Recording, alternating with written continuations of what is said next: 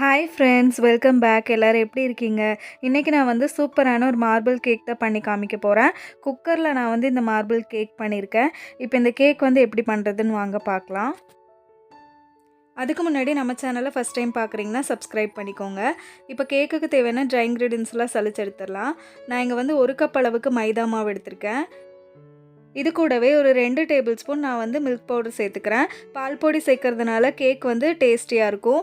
இப்போ இது கூட 1 டீஸ்பூன் அளவுக்கு பேக்கிங் பவுடரும், 1/2 டீஸ்பூன் பேக்கிங் சோடாவும், ஒரு பிஞ்ச் அளவுக்கு உப்பு சேர்த்து இதை நல்லா சலிச்சு எடுத்துடலாம். சலிச்சு எடுத்ததுக்கப்புறம் நல்லா மிக்ஸ் பண்ணி வச்சிடலாம்.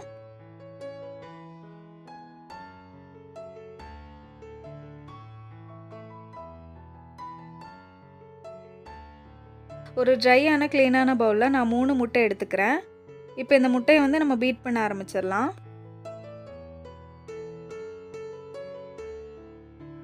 முட்டை பீட் ஆகிட்டு இருக்க டைமில் நான் இங்கே 1 கப் அளவுக்கு பொடி பண்ண சர்க்கரை எடுத்திருக்கேன். அதை வந்து கொஞ்சம் கொஞ்சமாக சேர்த்து நம்ம வந்து பீட் பண்ணிக்கலாம்.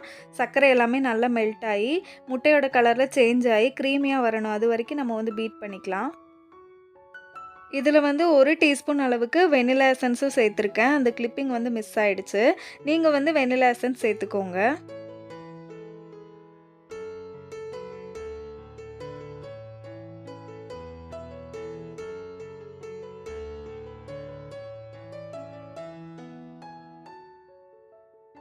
இப்போ ஒரு 4 நிமிஷம் வரைக்கும் நான் பீட் பண்ணிட்டேன். முட்டையோட கலரில் சேஞ்ச் ஆகி வந்திருக்கு. இதில் வந்து ஒரு 1/4 கப் அளவுக்கு நான் சன்ஃப்ளவர் ஆயில் சேர்த்துக்கிறேன். ஆயில் சேர்த்ததுக்கப்புறம் ஒரு 30 செகண்டுக்கு நம்ம வந்து பீட் பண்ணிக்கலாம்.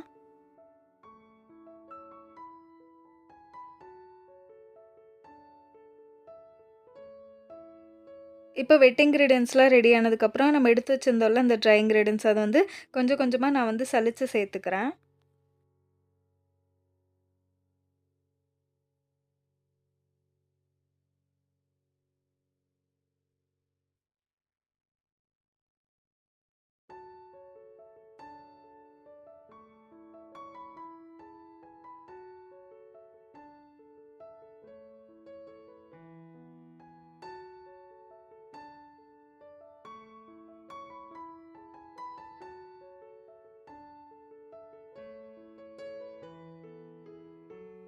இப்போ நான் ஓவர் மிக்ஸ் பண்ணாமல் கேக் பேட்டரை வந்து ரெடி பண்ணி எடுத்துட்டேன்.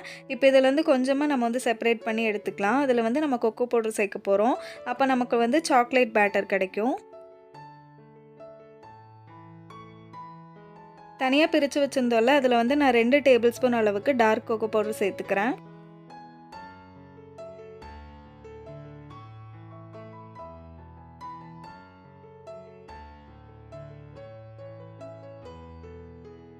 கொக்கோ பவுடர் சேர்த்ததுக்கப்புறம் பேட்டர் வந்து கொஞ்சம் திக்காக இருக்கும். அதனால நான் இதில் வந்து 1 டேபிள் ஸ்பூன் அளவுக்கு பால் சேர்த்து பேட்டரை வந்து ரெடி பண்ணிக்கிறேன். இப்போ இந்த கேக்கை பேக் பண்ணுறதுக்காக நான் ஒரு குக்கர் எடுத்திருக்கேன். அதில் வந்து பட்டர் பேப்பர் போட்டு க்ரீஸ் பண்ணியிருக்கேன். அதுக்குள்ளே நம்ம பேட்டரை வந்து ஊற்றிக்கலாம். ஃபஸ்ட்டு வந்து வெண்ணிலா பேட்டர் ஊற்றிக்கிறேன். அதுக்கப்புறமா நம்ம வந்து சாக்லேட் பேட்டர் ஊற்றிக்கலாம்.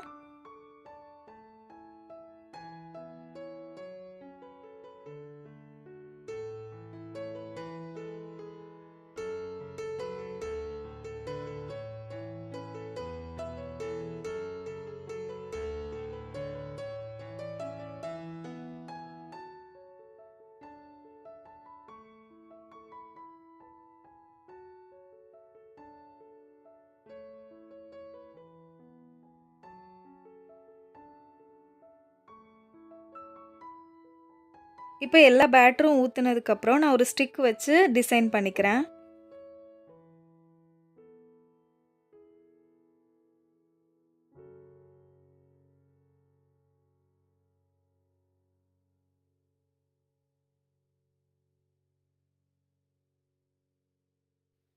இப்போ டேப் பண்ணதுக்கப்புறம் இந்த குக்கரை வந்து நம்ம மூடி வச்சிடலாம். விசில் மட்டும் நான் போடல. கேஸ்கட் வந்து நான் போட்டிருக்கேன். இப்போ இத வந்து எப்படி பேக் பண்ணுறதுன்னு பார்க்கலாம். நம்ம வந்து அப்படியே டைரக்ட்டா அடுப்பில வைக்காம, ஒரு பேன் வச்சிருக்கேன். அந்த பேனை ஃபர்ஸ்ட்டே நான் ஒரு 10 நிமிஷத்துக்கு ப்ரீஹீட் பண்ணி வச்சிருந்தேன்.